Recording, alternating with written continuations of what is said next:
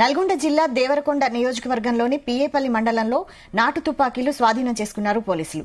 పిఏపల్లి మండలం గణపురం నుంచి గుడిపల్లికి వెళ్లే దారిలో గణపురం శివారు పెద్దమ్మ తల్లి దేవాలయంలో కొంతమంది 3 నాటు తుపాకులను దాచిపెట్టారు.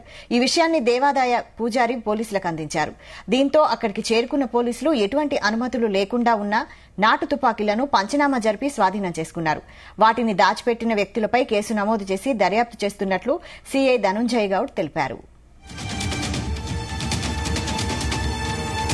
ఉదయం అందాజ 8 గంటల సమయంలో గుడిపల్లి పోలీస్ స్టేషన్ పరిధిలోని గణపురం విలేజ్ అవుట్స్కట్స్ సెంటర్ పెద్దమ్మ తల్లి గుడిలో 3 నాటు తుపాకులు ఉన్నట్లు ఆ గుడి పూజారి ఇన్ఫర్మేషన్ ఇవ్వడం జరిగింది.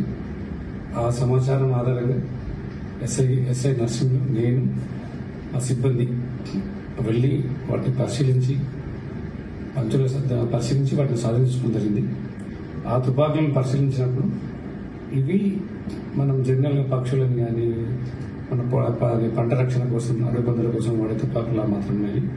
దాన్ని SBBL అంటారు, single bore loaded single barrel loaded weapons. దాని మీద కేసు నమోదు చేసినాం. ఆర్మ్స్ యాక్ట్ కింద కేసు నమోదు చేసినాం.